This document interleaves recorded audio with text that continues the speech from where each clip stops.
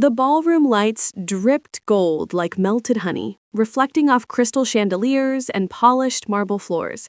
Isla stood by the edge of the dance floor, clutching her clutch so tight her knuckles whitened.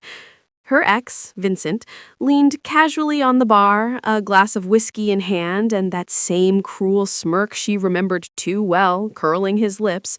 She could feel his eyes crawling over her like smoke, mocking, reminding, daring. Her heart pounded against her ribs. She wasn't supposed to care anymore, but humiliation crept like a chill up her spine. Vincent was whispering something to a woman with red lips, laughing.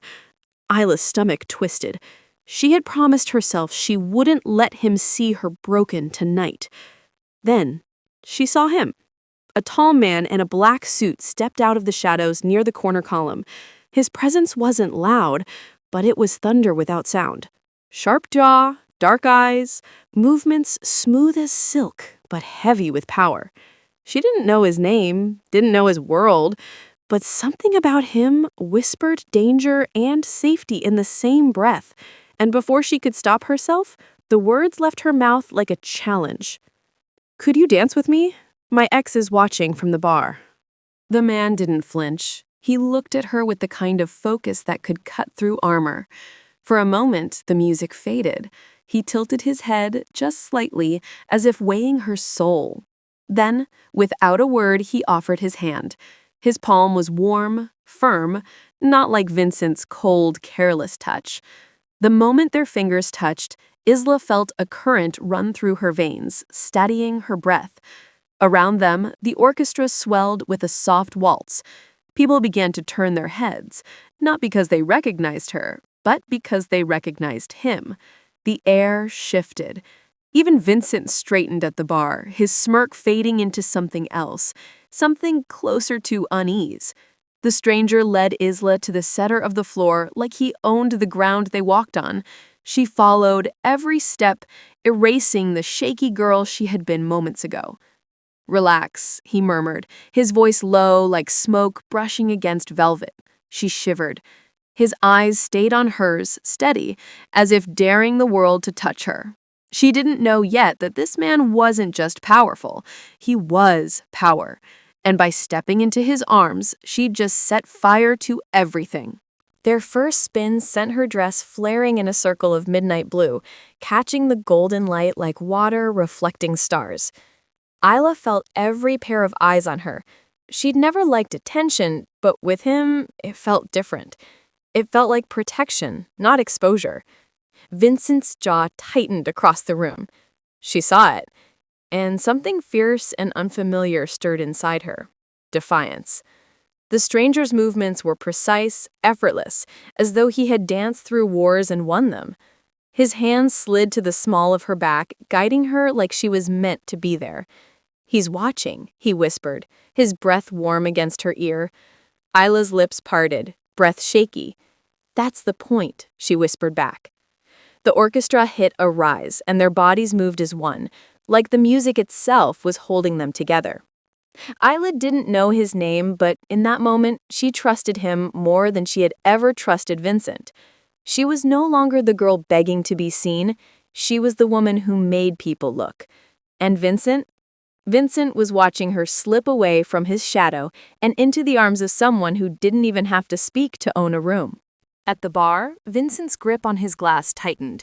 He tried to laugh it off to the woman beside him, but she was already looking at Isla with envy. His pride burned like acid. He thought Isla would crawl back one day, begging. Instead, she was dancing with the one man in this city you didn't look in the eyes without trembling. Vincent didn't know it yet, but his little game had turned into something far bigger. On the dance floor, the stranger leaned closer. His cologne carried hints of smoke and rain, clean and dangerous all at once.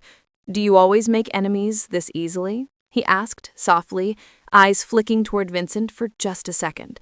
"Only when they break me," Isla answered, surprised at her own boldness. A smile, small but sharp, curved on his lips. "Good," he said. "I like complicated women." And just like that, the orchestra dipped and they stopped in perfect synchronization. his hands still wrapped around hers like a promise no one had made yet. Around them, applause erupted. Vincent didn't clap. The applause faded, but the silence between them remained charged, alive. Isla stepped back slightly, trying to catch her breath. "Thank you," she said, her voice softer now. "You just saved me from—" She didn't finish. She didn't need to. He glanced down at her, eyes darker now. "You're not saved," he said calmly. "You've been noticed." Her heart stumbled. "What do you mean?" But before he could answer, someone from the far end of the ballroom shouted his name, a name that made the air tighten like a pulled string. Men in black suits glanced their way, heads slightly bowed. And then Isla realized she hadn't just danced with a stranger. She had danced with the man everyone feared. He gave her hand one last squeeze, then released it. "I'll see you soon, Isla," he said, though she had never told him her name. As he walked away, Vincent's bravado crumbled completely.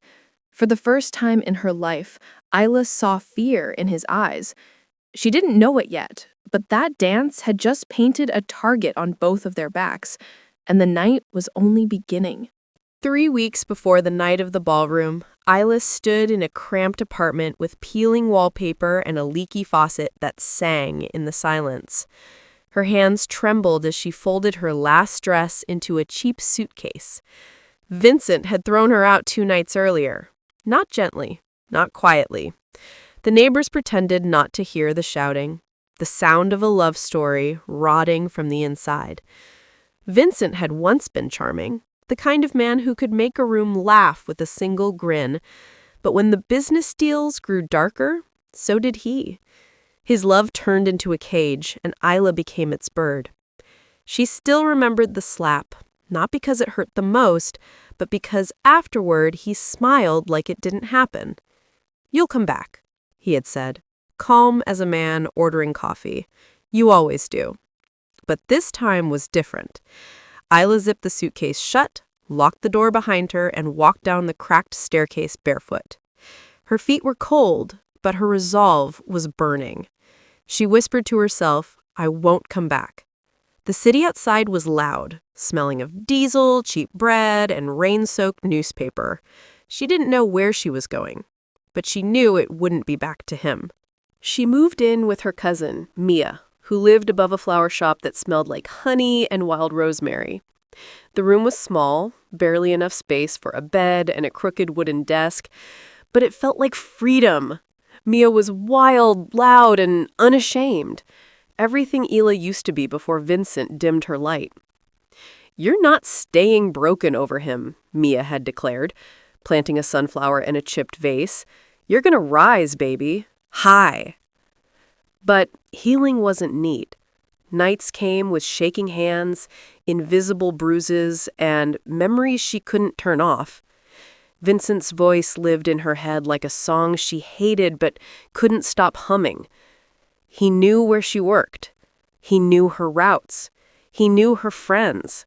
Even gone, he had a way of making her feel trapped. Still, Isla got a job at a small gallery downtown, cleaning floors at first, then assisting with art displays. She liked the silence of the canvases. They didn't demand. They didn't lie. She could breathe there. And every night, when she climbed the stairs to Mia's tiny apartment, she whispered the same quiet promise to herself. "One day, he won't control me." Vincent didn't vanish. Men like him never did. He called, left voicemails, sent flowers that smelled like regret and control. "I miss you," one note read. "No one loves you like I do." But Isla had learned that love wasn't supposed to feel like fear. Still, part of her hated how much she shook every time she saw his name on her phone. He made her believe he was the only one who could love her. That was his trick. That was his cage. So when the invitation came, a charity gala hosted at one of the city's grandest ballrooms, Isla almost threw it away. But Mia snatched it from her hands. "Oh no," Mia said, waving the gold-edged envelope. "This is your night to show him you're not his anymore." "Mia," Isla whispered, her stomach twisting. "He'll be there." Exactly, Mia grinned. Let him choke on the sight of you. And something in Isla's chest flickered. Not yet fire, but a spark. She looked at the mirror that night. For the first time in months, she didn't see the broken girl Vincent left behind. She saw someone who wanted to fight. The night of the gala arrived like a dare. Mia helped Isla into a midnight blue dress, its silk clinging softly to her shape. "You look like power," Mia whispered, fastening the silver clasp behind her neck. Isla didn't feel powerful. She felt like a storm pretending to be still. The ballroom was brighter than she imagined, filled with laughter that sounded expensive. Chandeliers dripped light over polished marble floors, and people moved like wind-blown silk. She saw him the second she walked in. Vincent. Leaning on the bar, same smirk, same poison. Her heart stuttered. The urge to leave clawed at her ribs. But Mia's words anchored her. "You're not his anymore." She stood taller, her heels clicking against the floor like small acts of rebellion. Vincent's gaze found her and tightened, like hands trying to pull her back into his grasp. He smirked, raised his glass, and mouthed something she couldn't hear, but didn't need to. It was always the same. "You'll come back." But tonight, she wouldn't. Tonight, she'd burn the bridge he thought she'd always crawl over. She wandered to the edge of the ballroom, trying to calm the storm inside her. Around her, people laughed and danced, their world untouched by the weight of hers. She caught her reflection in a tall mirror, elegant dress, trembling hands. She hated that even now, even after escaping, he could still make her feel small. Then she saw him, the man in the black suit. He stood apart from the crowd, not mingling, not pretending, watching everything like a wolf watches the forest it owns. His presence didn't scream. It whispered power. She didn't know why, but something in her stilled at the sight of him. And when Vincent's laughter sliced across the room like a blade, Isla turned her head toward the stranger. Not to flirt, not to fall in love, but to survive. She didn't know his name. She didn't know his world. But she knew this. If she stood alone tonight, Vincent would win again. So when her heart finally pushed the words out, they didn't sound like fear anymore. They sounded like rebellion. "Could you dance with me? My ex is watching from the bar." The applause from their dance still echoed in Isla's chest long after the music stopped. Guests whispered as they passed, stealing glances at her as though she'd stepped into a world she didn't belong to. She turned to thank the stranger again, but he was already walking away through the crowd, moving with a kind of quiet authority that made people step aside without him saying a word. Her heart thumped in her ribs, part fear, part something she couldn't name. Vincent's eyes burned from across the room. His glass was empty, his smirk gone. He didn't approach, not yet, but Isla could feel the storm he was holding back. She didn't want to give him the satisfaction of seeing her afraid. She forced herself to breathe evenly. Then she heard it, a name spoken by a man near the champagne tower. Luca Moretti. It was a whisper, but it landed like a strike. Isla felt it without understanding why. The name seemed to carry weight in the air, heavier than money, sharper than steel. People around her didn't just speak it, they lowered their voices, as if afraid the walls might be listening. And then it clicked. That was his name. She turned her head toward the corner where Luca now stood, talking to two men in dark suits. One of them looked like he'd been carved from stone. The other scanned the room with practiced eyes. These weren't bodyguards in tuxedos. They were soldiers, dressed as gentlemen. Luca didn't have to speak loudly. When he talked, the men leaned in. When he shifted, they adjusted. He was gravity, and they orbited him.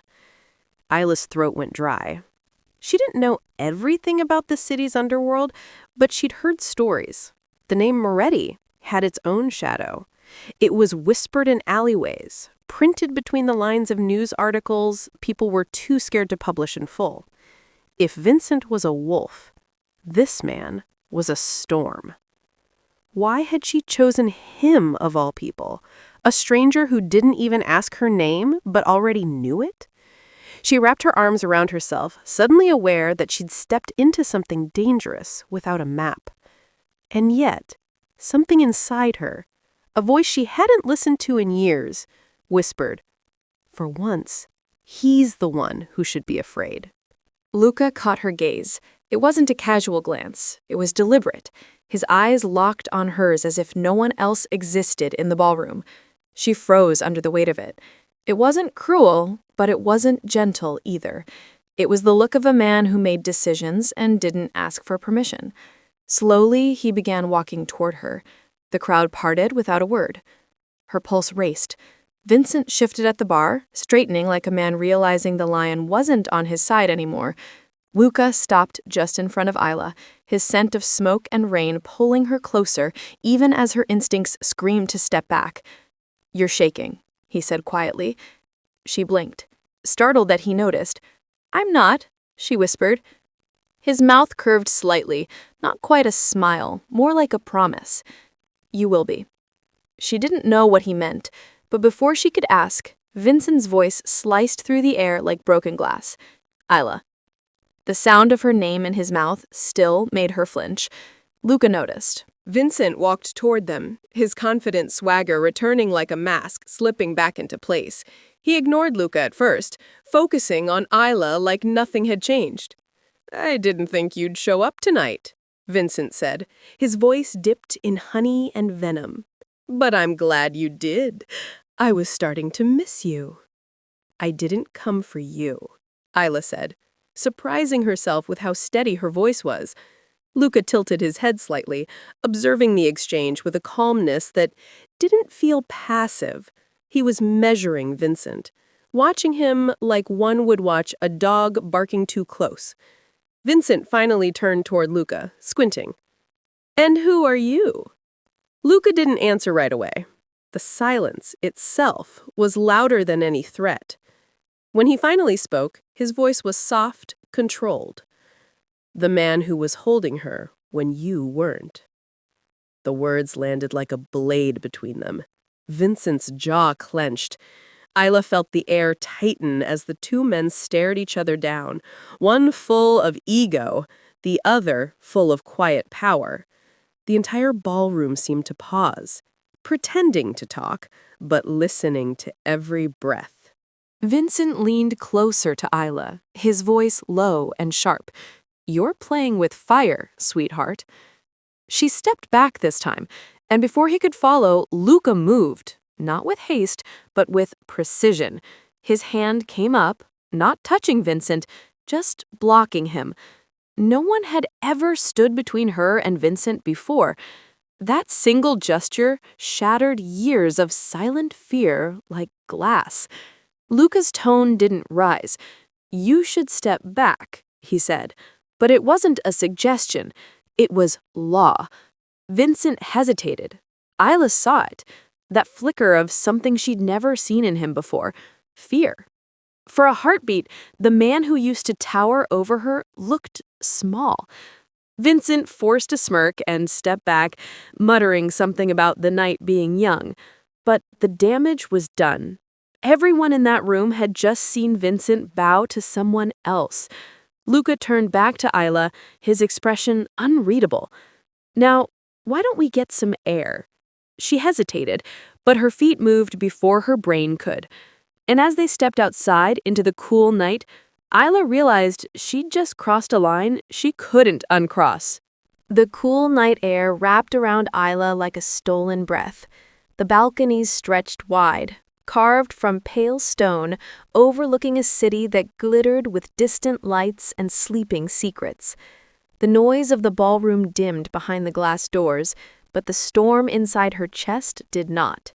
She leaned against the railing, trying to steady her pulse.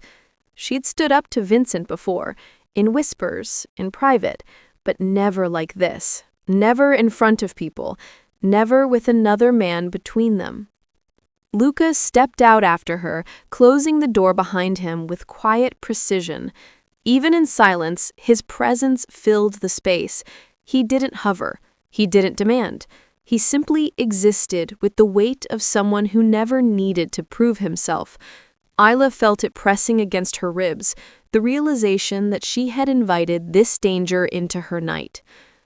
"You breathe like someone running from something," Luca said, voice low, almost thoughtful.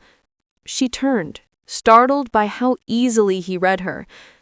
"Maybe I am," she whispered. He leaned one hand on the railing beside her, not touching, but close enough that she could feel his warmth. He leaned one hand on the railing beside her, not touching, but close enough that she could feel his warmth. Then stopped running. Isla's breath caught. Simple words, dangerous meaning. She tried to steady herself, crossing her arms as if that could protect her from whatever this was. "You don't even know me," she said, forcing her voice not to shake.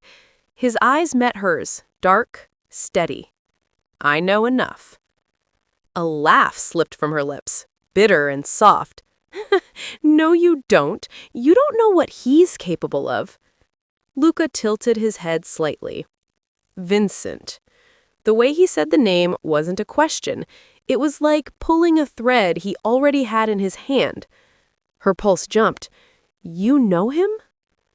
Luca looked back out over the city, his jaw tightening almost imperceptibly. "I know everyone who thinks they're dangerous." Something shifted inside Isla then. Not fear exactly, but the quiet, uneasy awareness that she was standing beside a man people whispered about in corners. He knew Vincent. He knew the kind of poison she'd been breathing for years.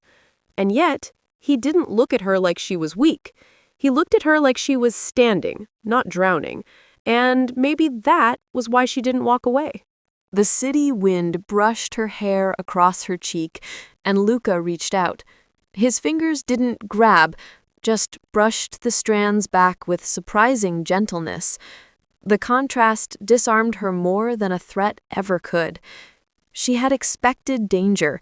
She hadn't expected softness. "You don't flinch when I'm near," he said, almost to himself. "Should I?" she asked, forcing herself to hold his gaze. He didn't answer. Instead, his eyes studied her with unsettling calm. "Most people do." She wanted to ask him why. She wanted to know what made a room part like the Red Sea when he walked through it. But something in her gut told her that knowledge wasn't free. So she changed the subject. "Why did you say yes," she whispered, "when I asked you to dance?" This time Luca smiled, not the shark, dangerous smile he'd worn in the ballroom, but something quieter, almost human. "Because you didn't ask like someone looking for attention. You asked like someone fighting to breathe."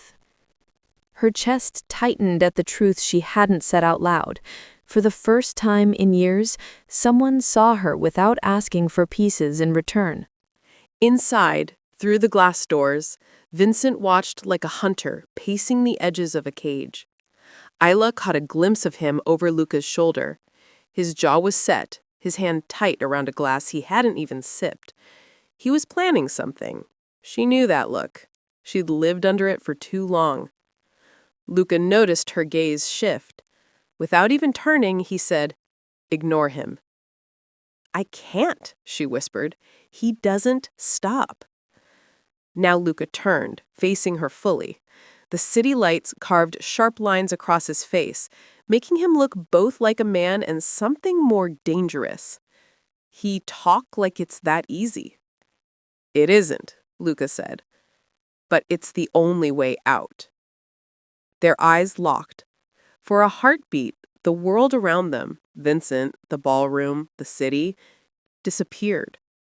She didn't trust him. Not yet. But she trusted the way he made her feel seen. Footsteps echoed behind the glass. The balcony door opened, just a crack. One of Luca's men, tall, silent, and watchful, leaned in. "Boss," he said quietly, "we have a situation." Boss. The word didn't fully register at first. Isla blinked, realizing this wasn't a nickname, it was a title.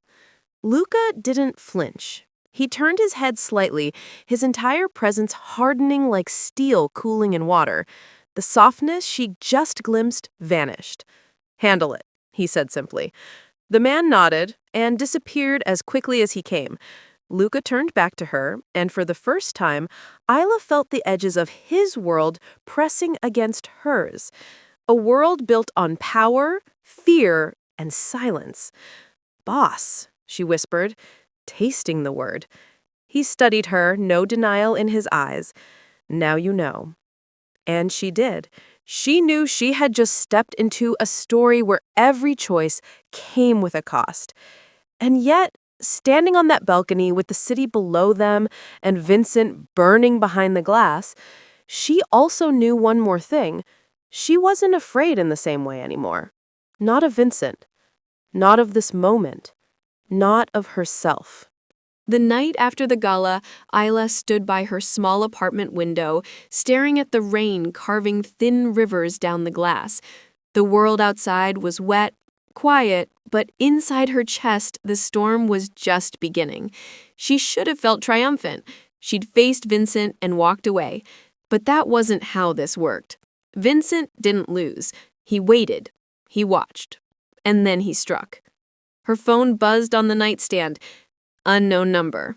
A text. "You looked pretty with him. Let's see how long that lasts."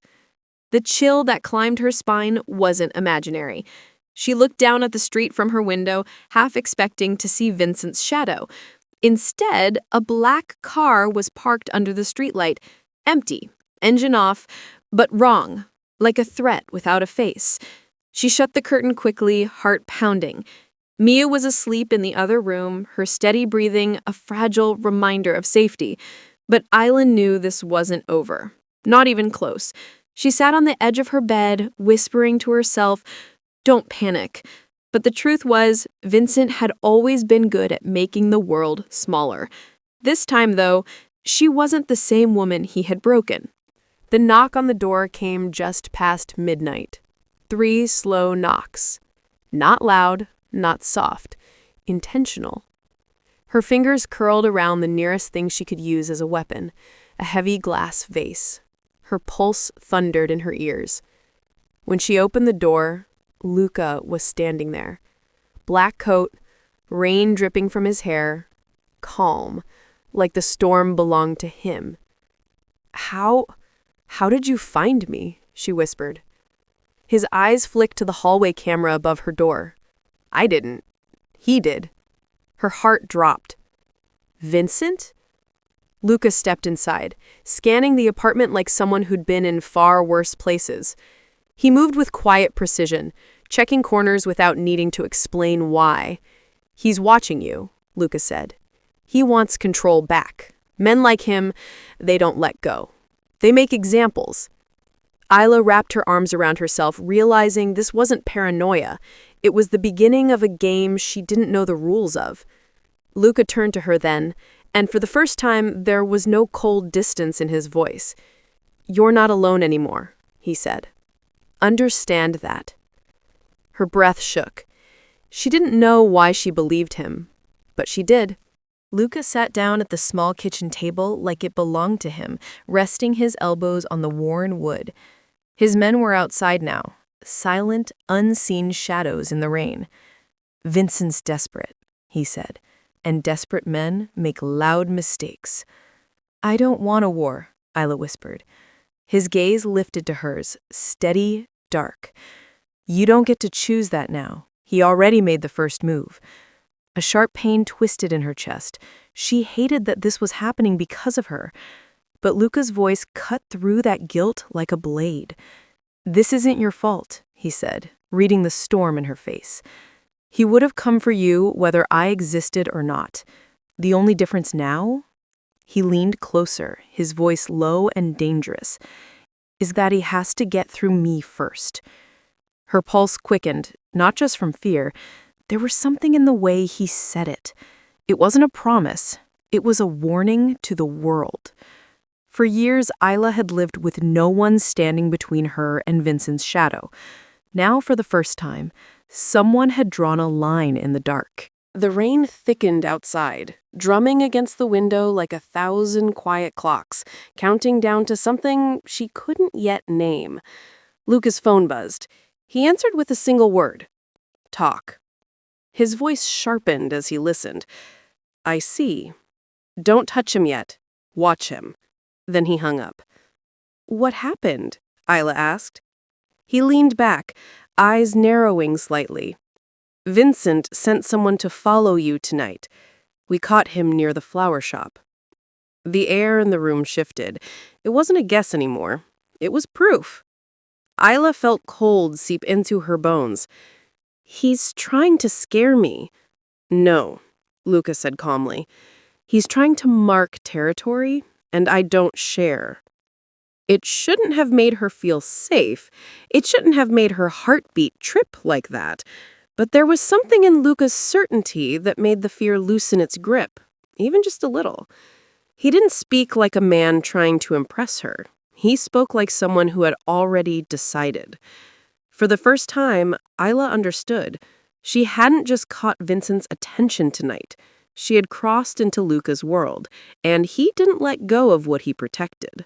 Luca stood, pulling on his gloves with quiet control. You'll stay with me until this is over, he said. Isla froze. What?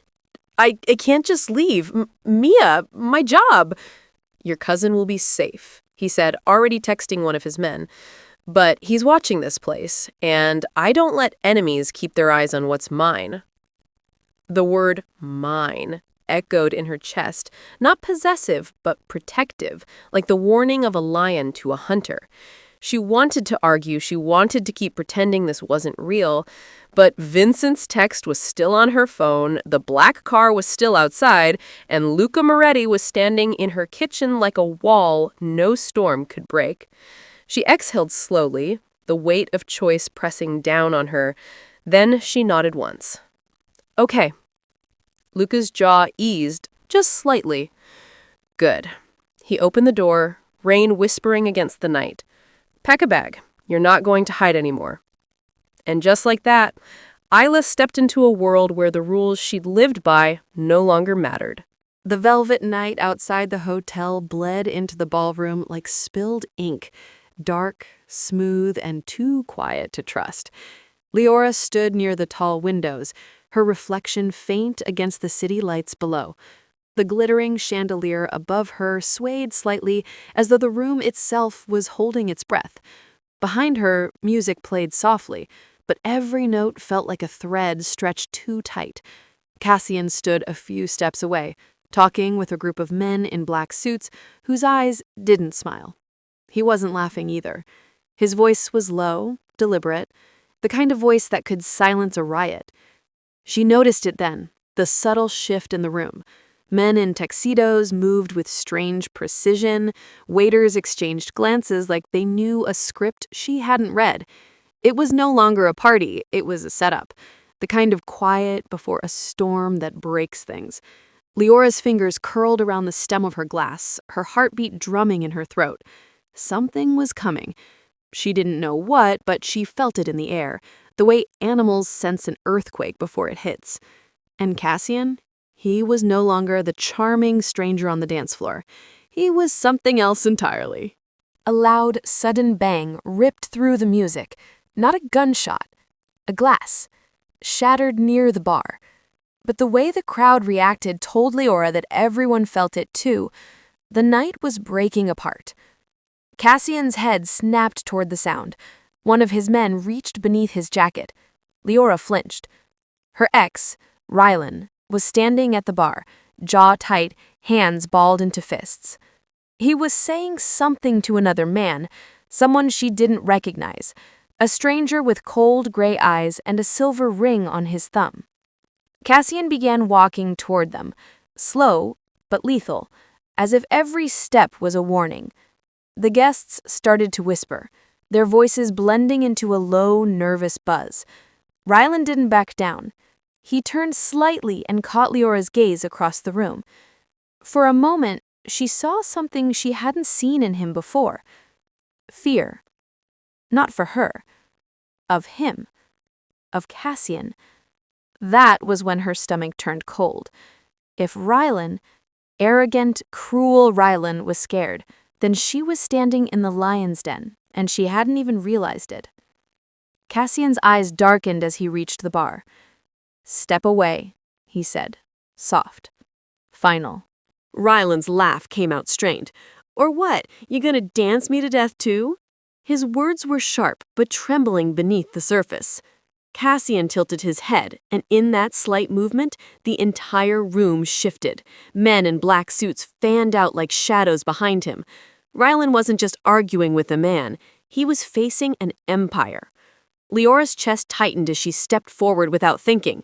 "Rylan, stop," she said, but her voice was too soft to cut through the rising storm. Cassian's hand hovered just above the bar, fingers relaxed, eyes never leaving Rylan's. "You shouldn't have come here," Cassian said quietly. Rylan sneered. "She's mine." The world froze. Leora's breath caught, the music stopped, Cassian's jaw flexed like steel under pressure. For a heartbeat, no one moved. Then Cassian's smile returned, but it wasn't the one that had made her feel safe that night on the dance floor. This one was colder, sharper. "You just made your last mistake." Before she could process the words, two men grabbed Rylan by the arms. He shouted, kicked, but it was like fighting stone. Leora lunged forward, panic twisting in her chest. "Cassian, stop! Don't hurt him!" Her voice cracked, raw and real. Cassian turned toward her then, and for the first time she saw it all, not just the man. The power, the danger, the quiet fury he had spent years hiding behind charm and expensive suits. He walked toward her slowly. The air around him felt heavier with each step, like gravity itself bent to him. "Leora," he said softly, "he hurt you. I don't let things like that slide." She shook her head, tears threatening. "This isn't justice. This is—" "To my world," Cassian cut in. And for a second, his eyes softened. Not out of mercy, but something more dangerous. Protectiveness. The kind that burned everything else down. Behind him, Rylan was dragged toward the exit, cursing and shouting. But Leora barely heard him. She was staring at Cassian's hand, reaching for hers. Steady, warm, terrifying. Her heart hammered against her ribs. His fingers brushed against hers, but she didn't pull away. Not because she wasn't afraid, because she didn't know what to believe anymore. The man who had held her like she mattered was the same man who now commanded fear with a single glance. "Cassian, who are you?" she whispered. The room faded around them. The chandelier light painted him in gold and shadow. He didn't lie. He didn't pretend. "I'm the one they don't cross," he said. And tonight, they crossed the line. Tears welled in her eyes, not because of Rylan, but because everything she thought was real had just been ripped open. He didn't apologize. He didn't beg for understanding. He just stood there, hands steady like a storm that didn't need to shout to destroy. Outside, she could hear the distant sound of tires screeching. Inside, the room held its breath again. And in the quiet, with her hand trembling in his, Leora finally understood. This wasn't just a dance. This was a world she had stepped into without a way back out. The night swallowed the city as Cassian's black car glided through empty streets. The engine purred like a predator in the dark. Leora sat in the back seat beside him, the leather cold beneath her trembling hands. She stared at the blurred lights outside, the silence pressing down on her chest like a weight she couldn't lift. Rylan's shouts still echoed faintly in her mind, but now it was replaced by something louder. Cassian's calm. Too calm. He leaned back, one arm resting on the door, gaze fixed straight ahead. He hadn't said a word since they left the ballroom. His men drove in silence, their faces unreadable. Leora's throat burned with questions she wasn't sure she wanted answers to. She turned toward him slowly. "Where did they take him?" she whispered. Cassian didn't look at her. "Somewhere he can't hurt you again." His voice was quiet, almost gentle, but beneath it was steel. Her breath hitched. She wasn't sure if that was supposed to comfort her or scare her. "Cassian, that's not how the world works." His jaw flexed. "It's how my world works." They arrived at a secluded villa perched on a hill, wrapped in night like a secret. Iron gates slid open soundlessly, and Leora's stomach nodded as they drove in. The house was beautiful but cold. White stone walls, black iron lanterns, windows that looked more like watchful eyes than glass. Inside, everything was spotless, perfect, controlled.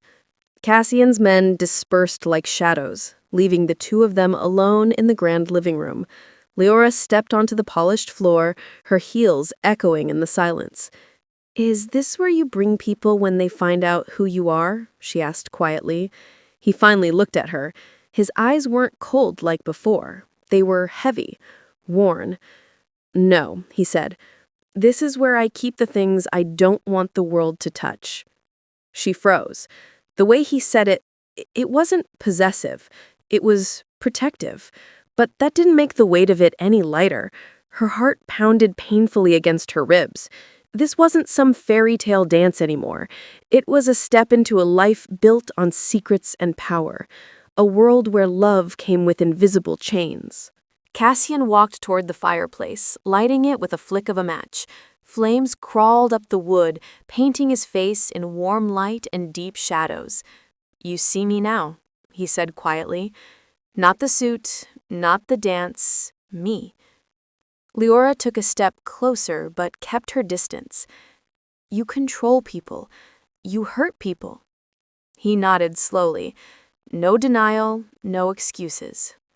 Because if I don't, someone else will, and I won't let them touch the people I care about." The words struck something in her chest, because they weren't a boast, they were a confession. She saw it now, in the lines of his face, the tightness around his mouth. Cassian wasn't just dangerous because of what he did, he was dangerous because of why he did it. Her voice trembled. "And what happens to me if I stay in your world?" He looked at her then. The man who had held her hand in a crowded ballroom, who had turned silence into something safe, now stood before her with a truth she couldn't unsee. "Then," he said softly, "you'll never have to be afraid of anyone else again."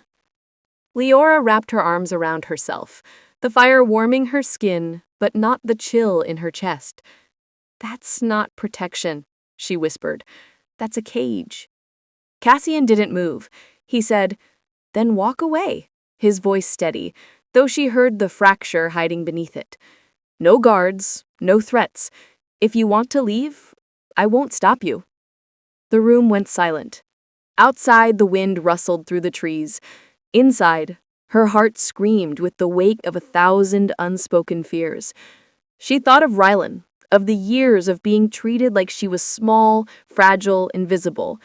And she thought of Cassian, terrifying, steady, holding out a hand, not to break her, but to keep her from being broken again. She stepped back toward the door, fingers brushing the handle.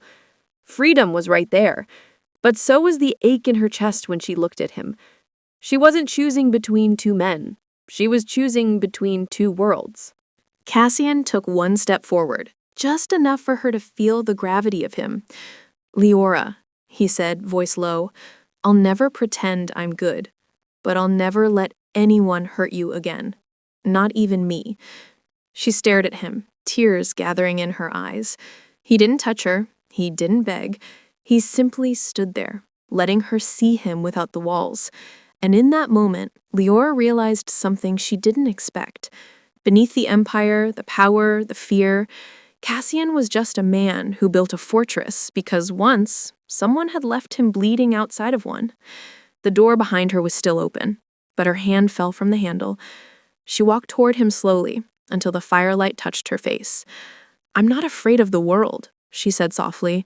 "I'm afraid of losing myself in it." Cassian's eyes softened, just slightly. "Then I'll hold the world back," he whispered. Outside, the wind howled. Inside, the night held its breath again, not with fear this time, but with something far more dangerous: hope. The night stretched thin over the villa, soft and quiet, like it was trying to hold its breath. Leora sat by the fireplace, her knees pulled close, the flickering flames painting golden shadows on the floor. Cassian stood by the window, half in darkness, half in light.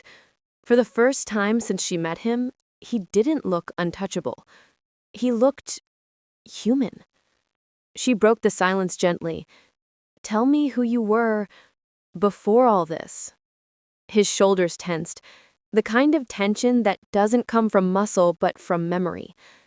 Slowly, Cassian turned, and his voice carried something rough. "I was a boy who believed the world was fair. My father was a man people feared. My mother, someone the world took from me before I was old enough to stop it." Leora's breath caught. He didn't look at her as he spoke. He looked through her, like he was seeing ghosts.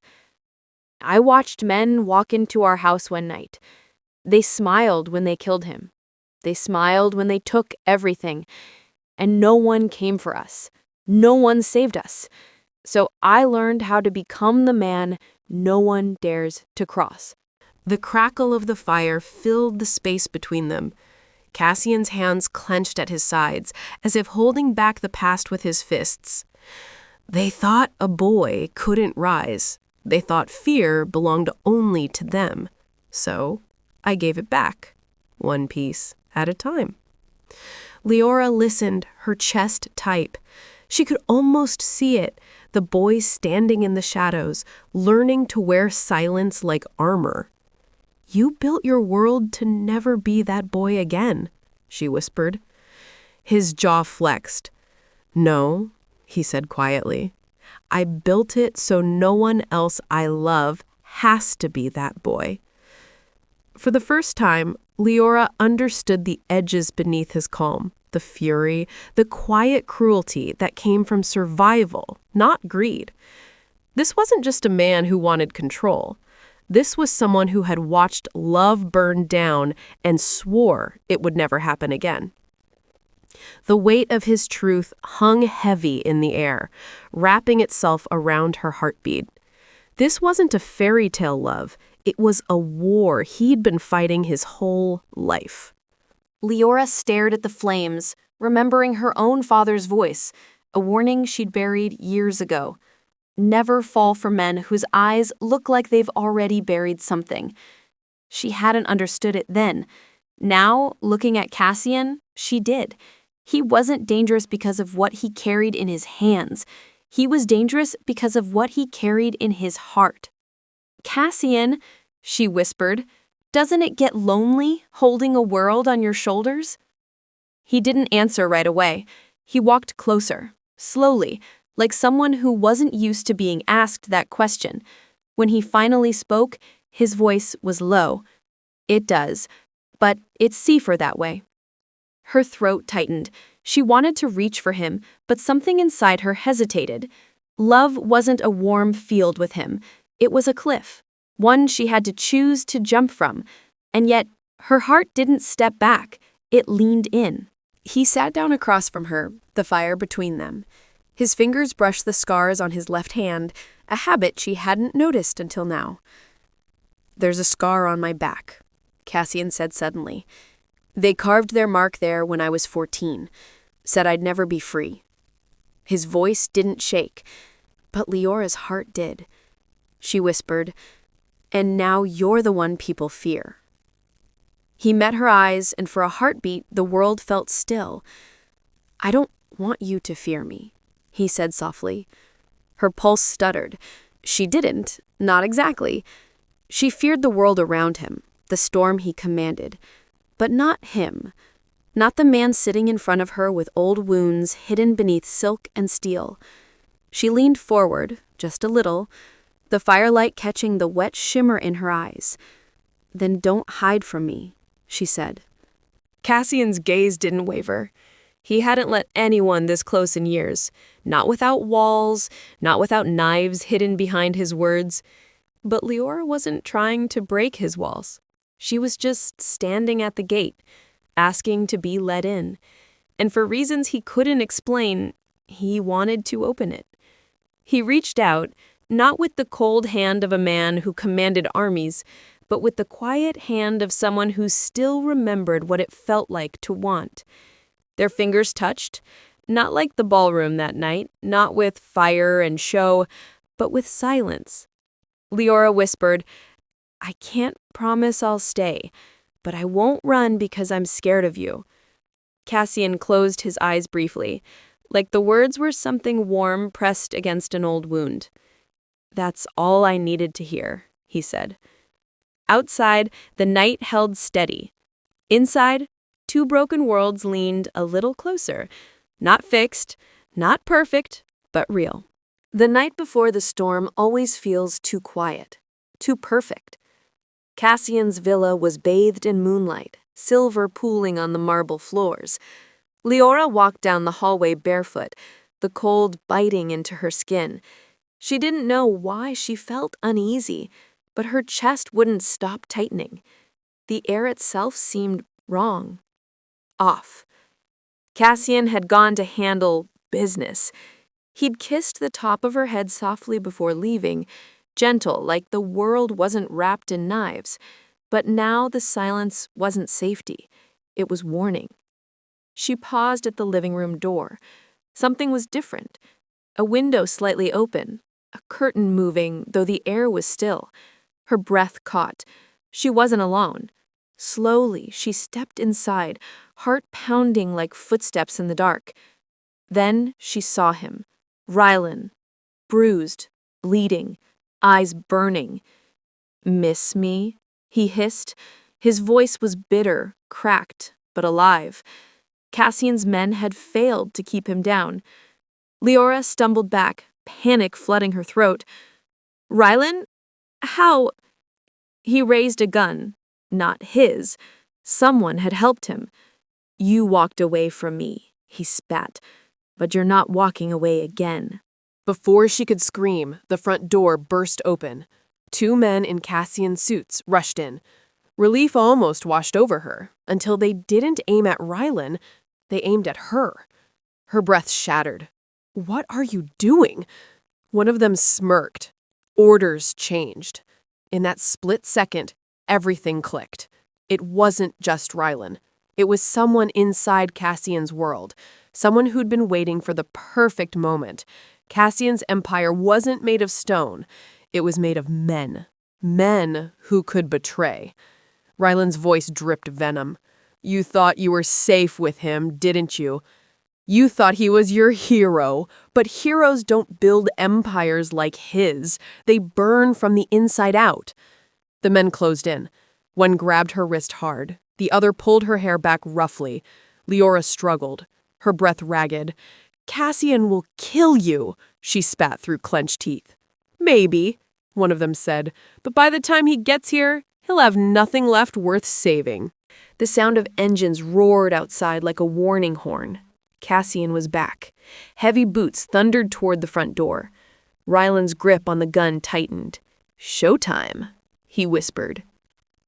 The door flew open and Cassian stepped inside, coat still on, hair tousled from the wind.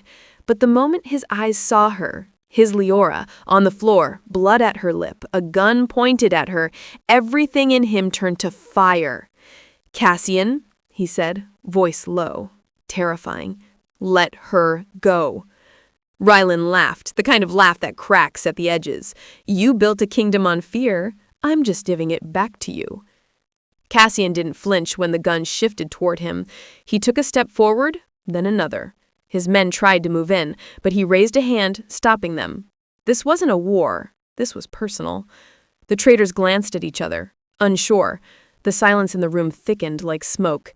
Cassian's calm was the kind that made people pray. Rylan pulled Leora tighter against him, pressing the gun beneath her chin.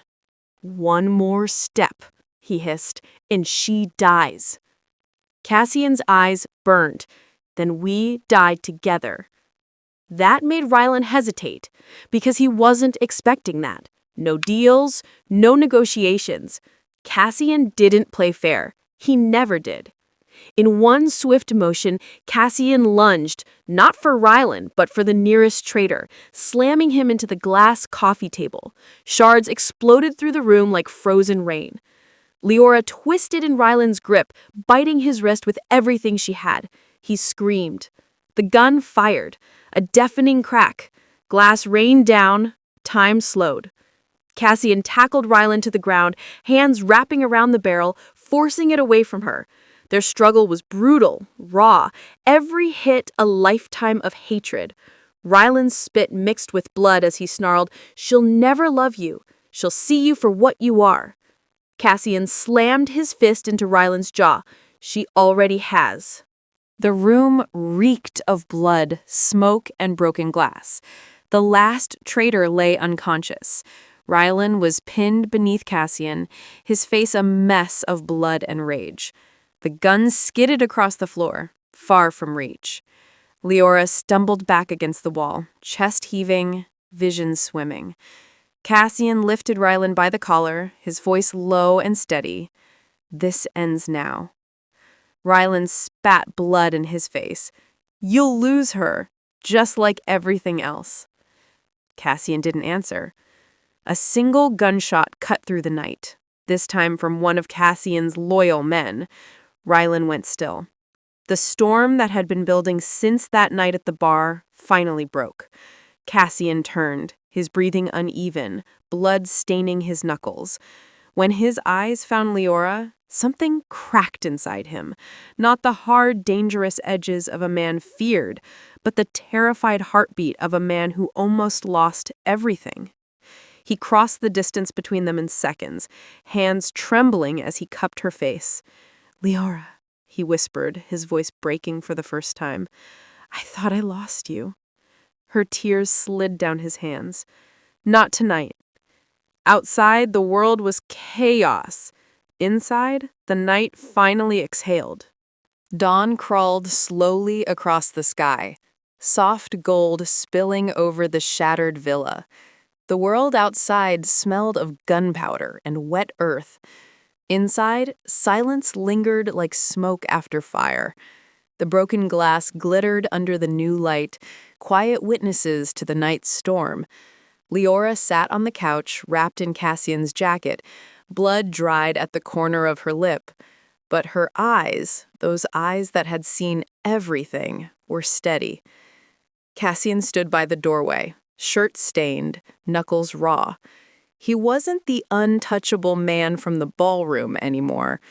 He looked human, frighteningly, beautifully human.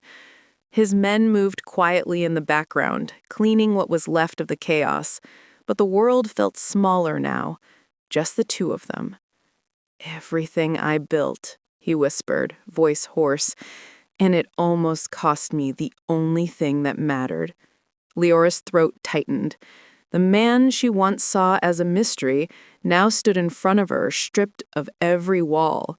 No empire, no armor, just Cassian. Tired, bleeding, real. She whispered, "You didn't lose me." Cassian walked toward her, slowly, every step heavy with what he hadn't said. He knelt in front of her, resting his bruised hands on her knees. Not as a king before a queen, but as a man before the one person who saw him clearly. "This life," he said quietly, "it's built on war, on fear. I've spent years controlling everything around me. But last night, I learned the only thing I couldn't control was losing you." Her heart clenched at the quiet in his voice. Power had never made him invincible. It had made him alone. She brushed her fingers against his jaw, tracing the cut on his cheek. You don't have to control everything, she said softly. You just have to choose something real. For the first time, he closed his eyes, not in pain, but in surrender. And if that choice is you, I'll burn the rest down. Leora didn't flinch. She'd seen what the world did to softness. But this wasn't softness. It was strength choosing where to stay. Hours later, the house was empty of soldiers. The empire Cassian had built was still there, but something inside him wasn't. He stood on the balcony overlooking the same city that had made him, used him, feared him. Leora joined him quietly, the wind lifting her hair as the sun climbed higher. "What happens now?" she asked. He leaned on the railing, breathing in the morning like it was the first time he'd felt air. "I'll rebuild, but not like before. No more ghosts, no more blood on every stone I touch. If they come for me, they come for me. But I won't be the monster I became to survive." She looked at him, really looked at him, not as a savior, not as a danger, but as a man choosing to fight a different war. "Cassian," she whispered, "whatever happens next, don't carry it alone." He turned toward her then, and the world, the noise, the blood, the empire, faded into the wind. "Then dance with me. One last time." The music wasn't from an orchestra this time, just a faint melody from a small speaker, soft and imperfect. The marble floor beneath them still bore scars from the fight, but when Cassian pulled her into his arms, everything else disappeared. His hand slid to her waist, hers rested over his heart.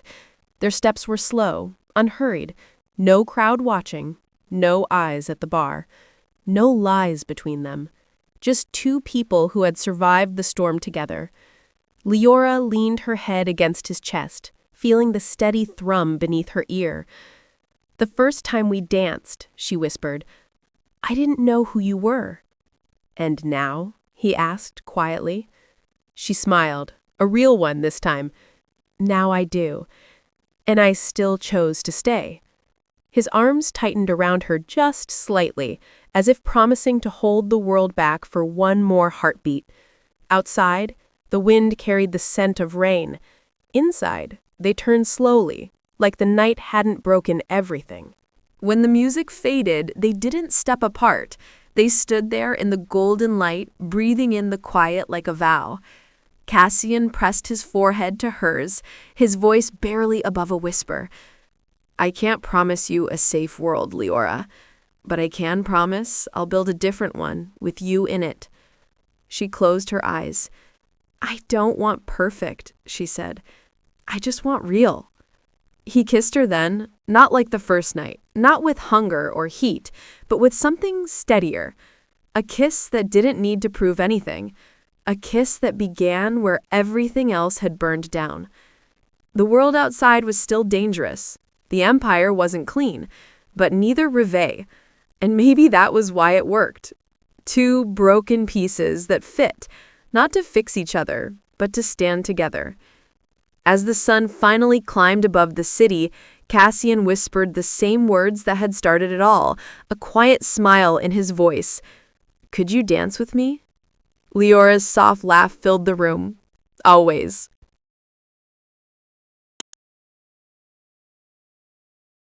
You are Velvorian.